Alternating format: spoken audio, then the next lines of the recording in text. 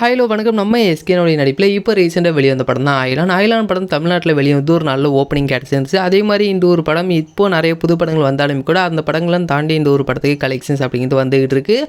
அதே மாதிரி இன்றைக்கி இந்த ஒரு படம் தெலுங்கில் ரிலீஸ் பண்ணுறதா ஆல்ரெடி அறிவிச்சிட்டாங்க. ப்ரீ ரிலீஸ் இவண்ட் எல்லாமே நடந்துச்சு. இப்போ என்ன நடந்திருக்கு அப்படின்னு கேட்டிங்க அப்படின்னா, தெலுங்கில் இந்த ஒரு படம் இன்னமும் ரிலீஸ் ஆகலை அப்படி மாதிரி சொல்கிறாங்க. இன்றைக்கி காலையிலே ஷோ ஸ்டார்ட் ஆகிருக்கணும், பட் இது வரைக்கும் ஸ்டார்ட் ஆகலை. அதில் ரீசன் என்ன அப்படின்னு கேட்டிங்க அப்படின்னா, இவங்க மாற்றி மாற்றி தான் சொல்லிகிட்டு இருக்காங்க. ஸோ இந்த ஒரு படம் ரிலீஸ் ஆகலை. கண்டிப்பாக இதோடைய என்ன பண்ணுறாங்க, இன்றைக்கி ஈவினிங் வந்துருமா இல்லை நாளைக்கு இந்த மாதிரி என்ன அப்டேட் ரிலீஸ் பண்ணுறாங்க அப்படின்னு நம்ம வெயிட் பண்ணி தான் பார்க்கணும். இல்லைனா போஸ்ட்போன் பண்ணுறாங்களா அப்படிங்கிறதையும் வெயிட் பண்ணி பார்க்கலாம்.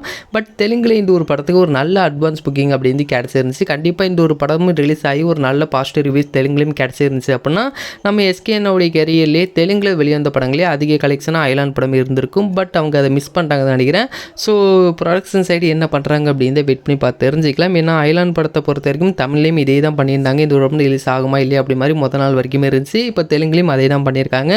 ஸோ நம்மளுக்கு SK21 தான் ஒரு ப்ராப்பரான ரிலீஸ் அப்படிங்கிறது இருக்கும். ஏன்னா SK21 பொறுத்த வரைக்கும் அந்த ஒரு படத்தை ரெட் ஜெயின் தான் தமிழில் ரிலீஸ் பண்ண போகிறாங்க.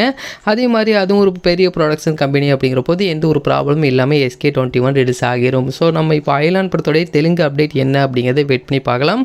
இன்னொரு பக்கம் நம்ம SK21 இதோடைய ஃபர்ஸ்ட் லுக் டீச்சர் எப்போ ரிலீஸ் பண்ண போகிறாங்க அப்படி மாதிரி கேட்கும்போது நம்மளுக்கு ஒரு 2 டேட் சொல்லியிருந்தாங்க. ஜனவரி 26 அது இன்றைக்கி தான் ரிலீஸ் பண்ணலை. ஸோ அதோடைய நெக்ஸ்ட் டேட் அப்படிங்கிறது February 17 நம்ம எஸ்கேனுடைய பர்த்டே. ஸோ அன்றைக்கி தான் இதோடைய ஃபர்ஸ்ட் லுக் டீசர் அப்படிங்கிற ரிலீஸ் பண்ண போகிறாங்க.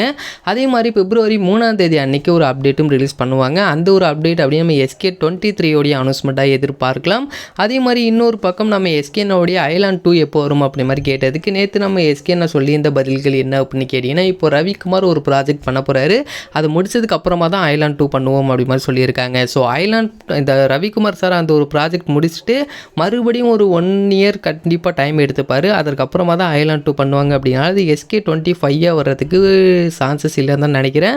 ஸோ இது கண்டிப்பாக நம்ம எஸ்கேனுக்கு ஒரு முக்கியமான மூவியாக அயலான் 2 இருக்கும் அப்படிங்கிறதுல எந்த ஒரு சந்தேகமும் இல்லை. ஸோ இதோடைய நெக்ஸ்ட் அப்டேட்லாம் என்னென்ன ரிலீஸ் பண்ணுறாங்க அப்படிங்கிறத வெயிட் பண்ணி பார்த்து தெரிஞ்சுக்கலாம். இந்த ஒரு வீடியோ உங்களுக்கு பிடிச்சிருந்தா ஷேர் பண்ணுங்கள், லைக் பண்ணுங்கள், மறந்துடாம எங்களோட சேனலை சப்ஸ்கிரைப் பண்ணி அப்போ தான் நாங்கள் போடக்கூடிய வீடியோஸ் அனைத்துமே உங்களுக்கு உடனுக்குடன் வந்துக்கிட்டே இருக்கும்.